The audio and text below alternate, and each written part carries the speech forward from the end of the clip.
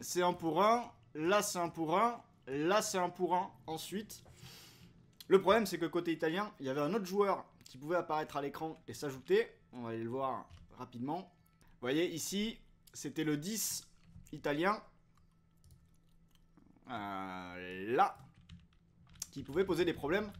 Parce que ça pouvait créer une situation d'infériorité numérique pour les Français.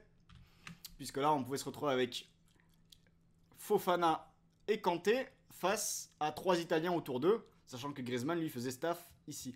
L'autre problème, aussi côté français, c'est quand un mec comme Calafiori, et c'est ce qu'il va faire là, commençait à s'aventurer et à rentrer à l'intérieur là. Parce que autant Olise l'empêche d'avancer demi-espace, mais s'il rentre intérieur, qu'est-ce qui peut se passer? Et c'est là aussi que les problèmes commençaient déjà pour les Français.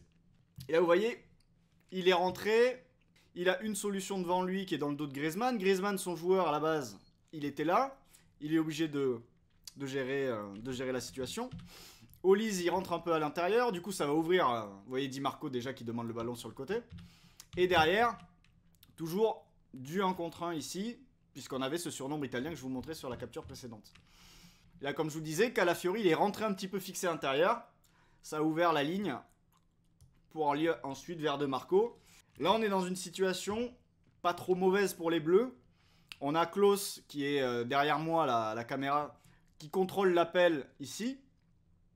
Là, on bloque le retour intérieur. Olise empêche de faire un retour intérieur. Là, côté français, on n'est pas trop mal sur cette situation.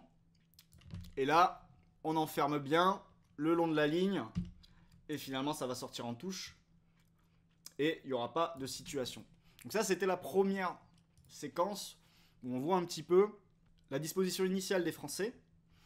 Avec beaucoup de 1 contre 1 à l'intérieur du jeu. Deschamps le fait beaucoup. Et ce 1 contre 1, Griezmann, Fofana, Kanté, qui pouvait être perturbé soit par le décrochage d'un des 2 attaquants de l'Italie, qui était en 3-5-2, soit par l'insertion de Calafiori à l'intérieur avec sa conduite de balle. Donc ça, c'est la première séquence que j'avais à relever du match. On est à la 3e minute de jeu. On avance un peu. On est un peu plus haut sur le terrain. Et là, vous voyez déjà une chose. On a la ligne de 3 derrière de l'Italie, là. On a les côtés qui sont pour Di Marco et Cambiasso de l'autre côté. Et là, côté italien, soit on était à 2 à plat, avec 2 joueurs plus haut, une sorte de carré, mais c'était pas tout à fait un carré. Soit ça se transformait carrément en losange, avec ce joueur-là qui pouvait monter d'un cran et former un losange avec le seul Ricci qui est resté numéro 6. Et pourquoi j'en parle? Parce que ça va être intéressant pour la suite. On avance un petit peu. La balle est partie côté droit après un retour vers Bastoni. La balle est partie par là. Et là, ce qui nous intéresse, c'est la position de Tonali, qui tout à l'heure était à hauteur de Ricci, ici. Ils étaient sur la même ligne. Et là, Tonali, il va s'avancer. Et évidemment, vous voyez le truc venir, c'est que Tonali, en s'avançant, il va créer une zone où là, il va y avoir 2 Français. Hop. 2 Français pour 3 Italiens. 2 et 3. Le truc, c'est qu'ensuite, il faut réussir pour les Italiens à atteindre cette zone. La balle est dans les pieds de Cambiasso. Et là, on a du 1 pour 1, hein, côté français. C'est pas difficile à décortiquer. Là, il y en a un. Là, il y en a un. Olise, il va devoir revenir un petit peu fermer l'intérieur. Et surtout, Griezmann, il est sur Ricci, là. Et Griezmann, il a qu'un seul adversaire dans sa zone à ce moment-là du match. Parce que Calafiori, il reste dans sa position plus bas pour garder la ligne de 3. Et c'est ce changement-là au fil du match qui va poser des problèmes. C'est quand Calafiori, au lieu de rester en bas, il va venir s'insérer. Hop là, j'ai arrivé. Il va venir s'insérer ici. Et il va créer une incertitude pour Griezmann. Est-ce que je reste sur Ricci? Est-ce que je surveille jusque-là? Ou est-ce que je dois m'occuper de Calafiori? Et là, ce 1 pour 2 va faire très mal parce que ça va ouvrir la porte ensuite pour jouer vers l'avant et trouver le surnombre italien qui était un peu plus haut. Nouvelle séquence ici. On est sur une sortie de balle italienne à nouveau, puisque c'est ce qui nous intéresse aujourd'hui. On voit bien le 4-2-3-1 français. Tac. Tac. Tac. Avec Mbappé. Ok. On voit bien les marquages. Comme ça, à l'intérieur. Et surtout, Griezmann sur Ricci. Calafiori, là, pour l'instant, il est excentré. Il est là. Bastoni va avancer. Un petit peu. On va voir ce qui va se passer. Sachant que hors champ, là, juste derrière Fofana et Kanté, il y a l'attaquant italien qui est décroché, ce fameux joueur qui peut créer un surnombre. Ici, vous voyez le surnombre côté italien, avec ce joueur-là qui décroche. Mais ce surnombre n'est pas gênant, parce que côté français, en fait, on coulisse. Et là, les solutions pour Bastoni, alors Mbappé vient le cadrer très gentiment. Mais là, à l'intérieur, il n'y a pas vraiment de solution, parce que là, on a Fofana qui ferme sur Tonali. Kanté, lui, il est en surveillance de cette zone ici, au cas où il y ait cette passe qui cherche l'attaquant directement. Cette passe comme ça, là. Du coup, l'homme libre côté italien, il est là, mais il est quand même dur à atteindre par une passe, parce que vous avez Griezmann qui peut se retrouver sur la ligne de passe. Griezmann qui aussi lui empêche de trouver le 6. Donc cet homme libre-là, il n'est pas trop gênant pour les Bleus, à ce moment-là du match, pour l'instant. Et là, vous voyez, c'est ce que je vous disais. Tout à l'heure, on était avec le ballon dans les pieds de Bastoni, et je vous disais où était l'homme libre côté italien, il était à l'opposé. Là, l'homme libre, c'est devenu Tonali, ici. Mais côté français, on a bien coulissé. Griezmann est toujours sur son joueur. Fofana, il a repris l'attaquant italien qui décroche. Kanté, il a pris son milieu. Là, Barcola est au cadrage. Et là, ensuite, si ça joue sur le piston, on a, du coup, ça doit être Théo qui est prêt à sortir.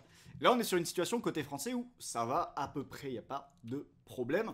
En tout cas, tout le monde est dans son élément. Le surnombre italien dans le cœur du jeu est pas trop gênant parce que cette ligne de passe là, en diagonale, elle est quand même dure à trouver pour le porteur de balle. Ah, ce que je vous disais là, l'homme libre, il est là.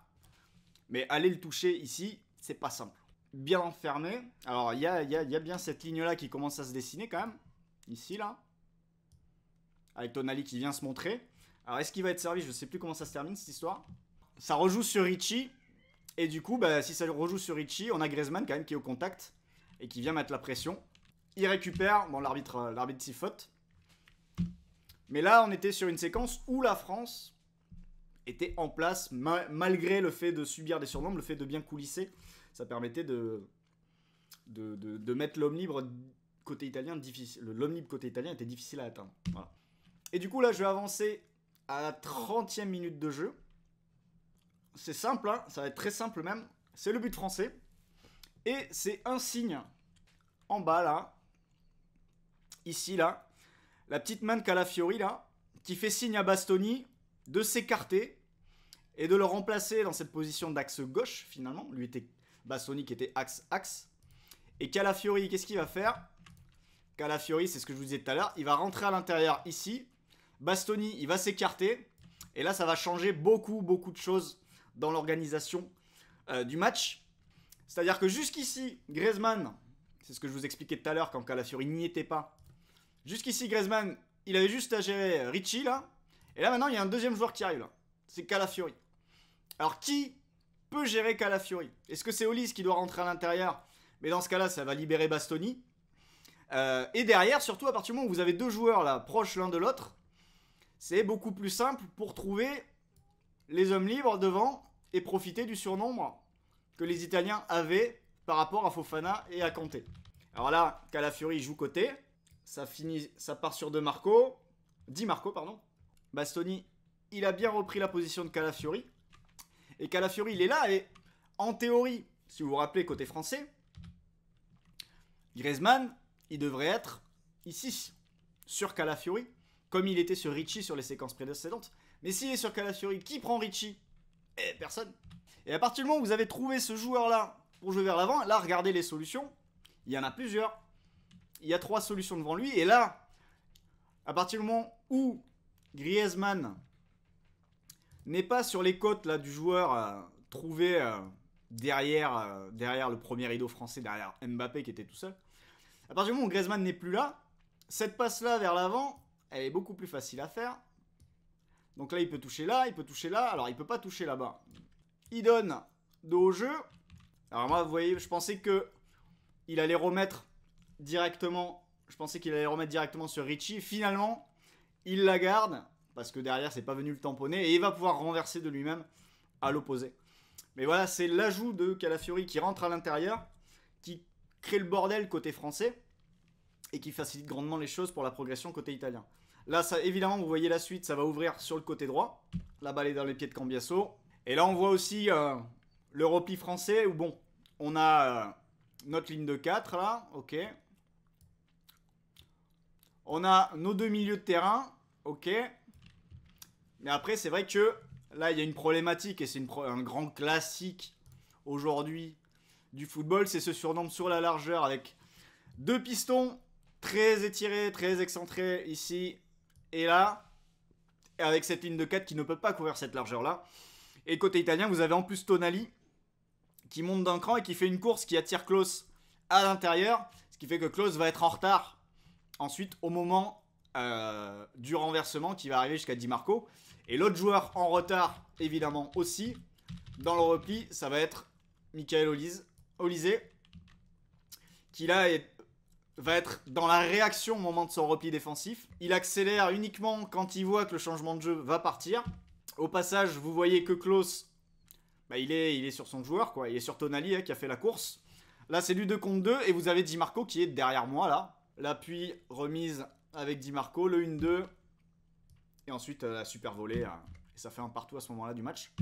Donc ça, c'est le point de départ de l'action. Vous voyez déjà que Calafiori, il est là, à l'intérieur. Là, on est dans une situation très très difficile à gérer. Griezmann, comment il fait? Qu'est-ce qu'il peut faire? Il a deux joueurs dans sa zone. Et il n'y a personne qui s'adapte côté français. Et quand on prend ce que dit Deschamps après la rencontre, Deschamps dit on aurait dû être plus bas, moins ouvert. Je pense que c'est en partie ce qu'il veut dire, c'est qu'à partir du moment où vous avez Calafiori là, et ben Mbappé là, il faut qu'il soit plus bas. Griezmann, il faut qu'il soit plus bas. Barcola, il faut qu'il soit plus bas. Il faut que ça ressemble plus à un 4-4-2. Parce que dans ces situations-là, bah, vous laissez un 2 contre 1 autour de Griezmann. Il n'y a pas de pression en plus sur Donnarumma. Bah, Donnarumma, qu'est-ce qu'il fait? Il donne à Calafiori. Griezmann, il est loin. Et là, vous subissez vraiment l'infériorité numérique. Il va avancer, il joue avec Tonali. Et là, derrière, vous n'êtes que dans la réaction du début à la fin de l'action, quoi. C'est-à-dire que là, bah, Fofana, il y va. Kanté, il veut revenir, donc couverture mutuelle, donc il revient. Mais du coup, bah, il va y avoir un homme libre, il va être de l'autre côté. Alors là, bon, il y a un mauvais contrôle de Tonali, donc on perd un peu de temps côté italien. Mais ça rejoue sur Calafiori. Et là, Calafiori, il va aller le toucher, cet homme libre. Et là, à nouveau, vous avez ce problème pour Griezmann, qui se retrouve entre deux. Calafiori ici, et Ricci là. Qui est-ce qu'il doit gérer? On ne sait pas. Et derrière, vous avez la supériorité numérique italienne dans cette zone, autour de Fofana et de Kanté.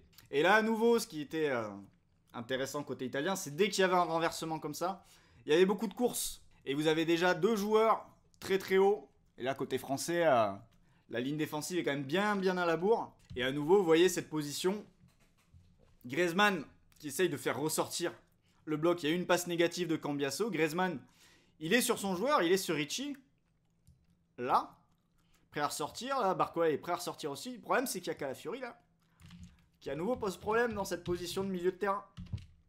Et Calafiori va être servi, il me semble. On a un petit jeu à 3, là, côté italien, petit triangle. Avec Ricci. Et boum! On va toucher Calafiori. Alors, Olise est revenu très bas pour aider, cette fois. Donc, c'est ce qu'il fallait faire. Mais qui prend Calafiori derrière? Bah, personne, hein, pour l'instant. Et là donc Olise essaie d'avancer. Et là Calafiori a quand même beaucoup de temps. Ça va finir sur un centre. Et une tête, je crois que c'est Retegui qui met la tête là. Qui passe assez largement au-dessus. Bon voilà. Vous voyez ici le point de départ.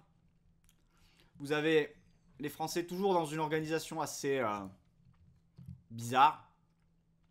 On a nos deux milieux. On a nos trois offensifs. Comme ça. Vous avez Mbappé. Et toujours ce problème, c'est à partir du moment où il y a un deuxième joueur qui vient dans cette zone-là, là, qui s'en occupe? Qui s'occupe de ce deuxième joueur-là?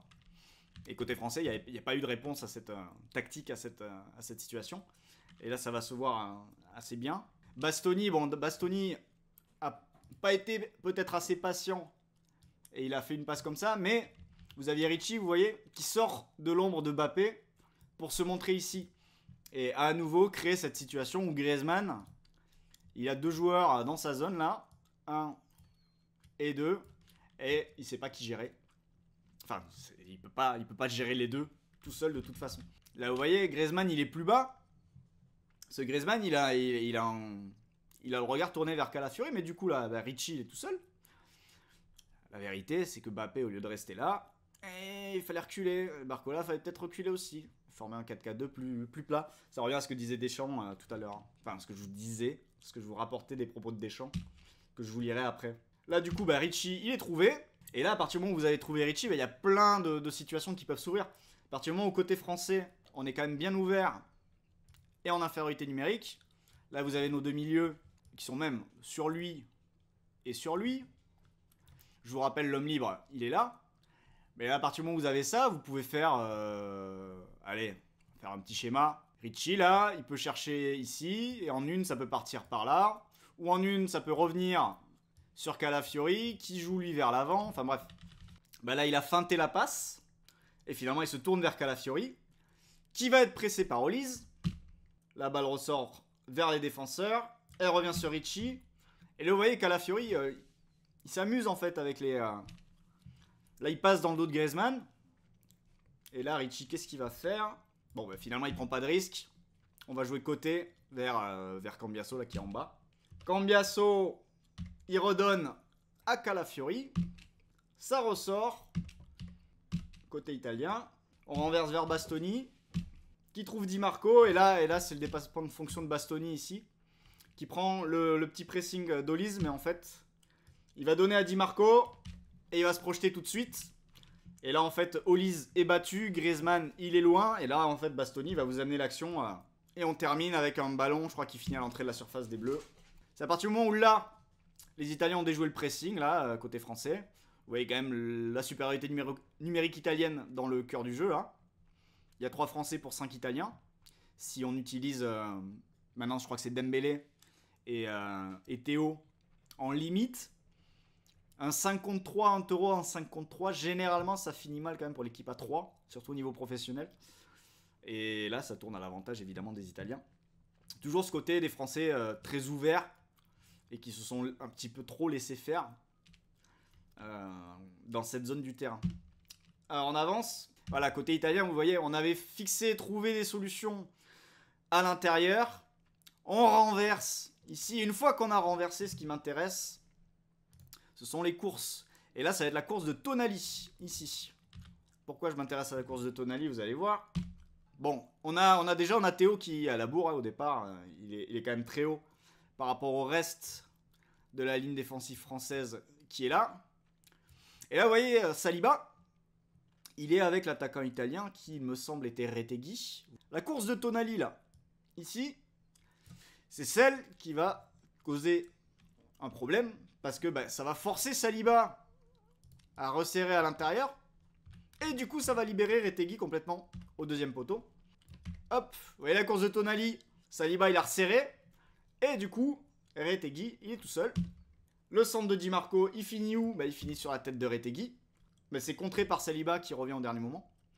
Mais vous voyez, cette course de Tonali, là, ce sprint, en plus, eh ben, c'est venu perturber les marquages dans la défense française. Et du coup, ça a ouvert un espace pour cet attaquant au deuxième poteau. Voilà. Donc les courses des milieux, la générosité des milieux de terrain, ça sert toujours quand vous êtes sur des situations de transition. Dès que vous avez un joueur qui se projette, bah forcément la ligne défensive adverse, déjà qu'elle a une urgence à gérer, ça devient encore plus difficile de la gérer parce que vous vous projetez en nombre. Et donc vous causez des problèmes, vous créez des incertitudes sur les joueurs à marquer de leur côté. Et voilà, à partir du moment où on ouvre ici, là, on ouvre vers, je crois que c'était Udogi là à ce moment-là, sur l'aile gauche. Là, on est quand même sur un screen qui fait très très mal en termes d'organisation et de... Quand on déchandit, on est resté très ouvert. Là encore, très bel exemple d'une équipe de France qui reste très ouverte. Là, c'est quand même assez spécial comme arrêt sur image, je trouve, pour un match de niveau international. Mais bref, passons. Hop, et on trouve à nouveau ce renversement et cette utilisation de la largeur. Et là, vous voyez à nouveau ces courses. On a Udogi qui est rentré, qui est allé fixer Klose et qui est rentré là vers l'intérieur. Là, vous avez Retegui qui a embarqué Saliba avec lui. Et là, vous avez ce joueur qui s'insère ici. La course supplémentaire pour attaquer la ligne défensive. Et c'est lui qui va récupérer le ballon et qui va marquer le troisième but italien. Paf, il s'insère. Saliba, il est pris à contre-pied et il n'a pas le temps de réagir. Et ça conclut, ça fait 3-1 pour l'Italie. C'est dramatique. Bah, partir du moment où Griezmann se retrouve avec 2 joueurs dans sa zone, bah, généralement tu règles ça en mettant 2 joueurs aussi dans la zone, et donc tu fais reculer Mbappé, et t'as Griezmann et Mbappé sur la même ligne, qui peuvent gérer à 2 cette zone où Calafiori et Ricci se baladent, et ensuite tu coulisses, il y en a un qui sort cadrer le porteur de balle, le défenseur italien. Pour moi, c'est la solution la plus simple quand tu es dans une situation comme ça. Il y en a d'autres, hein, mais la plus évidente était de Mbappé, au lieu de rester devant et sans avoir aucune activité, tu reviens à hauteur de Griezmann. Barcola et Olise y resserrent pour former vraiment une ligne de 4 avec Fofana et Kanté. Et t'es plus compact forcément tout de suite. Alors certes, tu concèdes plus de terrain à l'Italie d'entrée, mais surtout tu concèdes pas de décalage. Tu laisses venir l'adversaire, mais tu concèdes pas de... Tu contiens la progression, alors que là, il la subissait vraiment. J'ai l'impression que quand on n'est pas symétrique à nos adversaires, on est toujours dépassé tactiquement. Bah là, avec le 4-2-3-1 face au 3-5-2, t'étais symétrique au départ. Et c'est vrai qu'à partir du moment où Calafiori est rentré dans le milieu de terrain et s'est installé dans cette zone-là, bah, il n'y avait plus de symétrie vu qu'il n'y avait personne sur lui et Griezmann était entre 2 joueurs. Et c'est à partir de là que les problèmes ont commencé et qu'il n'y a pas eu de réponse. Mais comme je vous le disais, je vais reprendre ce que disait Griezmann après le match. Parce que c'est ça qui est aussi intéressant, c'est que Griezmann, il avait complètement identifié le souci. Bon, désolé, c'est le Figaro, hein, mais c'est là où j'ai retrouvé la citation. Voilà, ça c'est Griezmann, hein, ici. Ils ont été meilleurs, on n'a pas été bon dans le pressing, défensivement non plus, bien travaillé, revoir ça tactiquement. Comment l'expliquer, je ne sais pas. On avait pourtant bien commencé avec beaucoup d'envie, un bon pressing. C'est ce que je vous avais montré au début, en termes de pressing des Français. Quand ils réussissaient à orienter d'un côté, vous aviez une situation où côté italien, c'était plus compliqué de trouver l'homme libre. Et du coup, les Français pouvaient défendre en avançant. Mais, du coup, la suite de ce qu'il dit, quand leur centrale venait à l'intérieur en jouant 6, on a eu du mal sur cet aspect tactiquement et ça nous a posé beaucoup de problèmes. Vous avez vu que la plupart des situations côté italien, on voit cette insertion de Calafiori au milieu qui a posé en effet beaucoup de problèmes aux Français. Et si je vais chercher ce qu'a raconté Deschamps, je ne peux pas me satisfaire de ce qu'on a fait, il faut l'accepter sans chercher d'excuses. C'est ma responsabilité, ça le sera toujours. On n'a pas été collectivement à la hauteur par rapport à ce que nous a proposé l'Italie. On a été en dessous, mis à part les 20 premières minutes. Les 20 premières minutes, pour vous reprendre le truc, c'est les minutes sans que Calafiori rentre au milieu de terrain. À part sur quelques conduites de balle depuis sa position à gauche. Mais il s'est installé au milieu à peu près à la demi-heure de jeu. Et justement, les Italiens reviennent au score sur la première séquence où il rentre à l'intérieur et il y est resté ensuite. Voilà, ça a été... Je suis toujours le responsable, je fais en sorte de leur dire de ce que je vois, mais je savais très bien qu'on était loin d'être au maximum individuellement. Bon là après, ça a été beaucoup plus dur pour nous, on a perdu trop de duels, on a fait des erreurs à la récupération. Il fallait être plus bas et plus compact, on est resté ouvert sans avoir l'énergie pour faire des efforts de pressing tout au long du match. Alors ils sont restés ouverts et être plus compact. Moi, ce que je mets derrière cette phrase, c'est à partir du moment où ils subissaient justement ce que je vous disais avec le surnombre dans la zone de Griezmann. Dans la tête de Deschamps, ils auraient dû reculer. Ce qu'ils n'ont pas fait. Après, il dit on n'a pas réussi à maintenir les 20 premières minutes. Ce qui est inquiétant par contre, c'est que quand il dit ça, on n'a pas réussi à maintenir les 20 premières minutes. C'est très dur de maintenir cela pendant 90 minutes. C'est passé outre ce qu'a fait l'Italie. C'est passé outre l'insertion de Calafiori au milieu qui a posé tous les problèmes qui ont suivi derrière. Et c'est là que, dans la lecture du match, après, Deschamps se dit, bon, je vais pas leur parler de ça, peut-être. Mais quand vous voyez Griezmann qui en parle, c'est pas qu'une question de maintenir l'intensité, c'est une question de réponse tactique aussi à un problème posé par l'Italie. Et quand tu vois l'organisation de la France tout au long du match, qui reste dans ce 4-2-3-1, avec Mbappé un cran plus haut que Griezmann pendant toute la partie, tu peux quand même décemment te poser la question de est-ce que le problème a été vu ou pas? Parce qu'à partir du moment où Griezmann se retrouvait, je me répète une nouvelle fois, entre deux adversaires, ça devenait ingérable pour lui et donc il aurait fallu changer quelque chose dans l'organisation. Or l'organisation, on l'a vu tout à l'heure sur les palettes, on est resté du début jusqu'à la fin avec un Griezmann un cran plus bas par rapport à Mbappé plus haut. Donc voilà, qu'on pouvait dire sur ce France-Italie. En fait, le problème de rentrer dans la question des duels. Tenez, d'ailleurs, par curiosité, je vais aller voir les duels, ce que ça donne en stats. Duel remporté 42-42. Vous voyez, quand Deschamps dit on a perdu trop de duels, bah 42-42 à la fin du match. 37-39 dans les duels au sol, 5-3 dans les duels aériens. Et dans les dribbles réussis, 11-4 pour les Bleus. Donc c'est dans le 1 contre 1, les Français ont été meilleurs dans le contre 1 avec ballon. Ce qui n'est pas surprenant quand vous voyez la qualité individuelle côté français versus la qualité individuelle côté italien. Mais du coup, c'est pas forcément une question de duel dans ce match, plus une question d'organisation. Parce que vous l'avez vu sur les séquences que je vous ai montrées, l'Italie n'a pas de duel à jouer. Ils ont un temps d'avance à chaque fois. De par leur organisation et la facilité pour trouver le joueur libre à chaque fois, bah, les Français, ils sont loin. Ils sont dans la réaction. Évoquer les duels, forcément, t'aurais pu gagner 10 duels de plus que les Italiens. Mais t'avais un problème à la base de placement tactique et de réponse à donner à une Italie qui a changé un truc à son jeu à un moment donné. Voilà. Faut-il remettre en question la capacité d'adaptation de D2 ? Bah, disons que tu te fais quand même ouvrir à partir d'un moment très clair et il n'y a pas eu de rectification. Dans le système de départ côté français, alors soit tu avais Olise ou Barcola qui essaie de rentrer intérieur pour venir prendre le deuxième milieu par rapport à Griezmann, qui s'occupait du premier. Donc Griezmann était sur Ricci et tu avais peut-être un des deux ailiers qui rentrait intérieur pour tamponner Calafiori par exemple. Mais en réalité, c'était toujours de la réaction. Et à partir du moment où tu es dans la réaction, il y a des chances que tu sois en retard.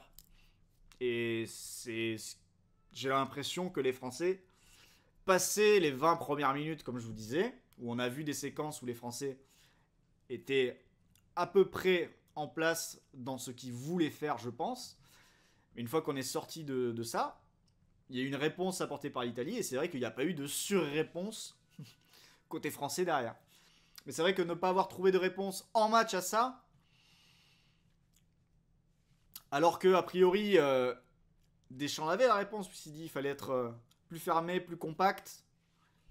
J'imagine que ça veut dire on attend plus bas et on forme un 4-4-2 avec Mbappé qui revient à hauteur. Mais pourquoi la consigne n'est pas passée pendant le match ? La question qui peut se poser, quoi. Voilà à peu près ce qu'on peut raconter sur ce match.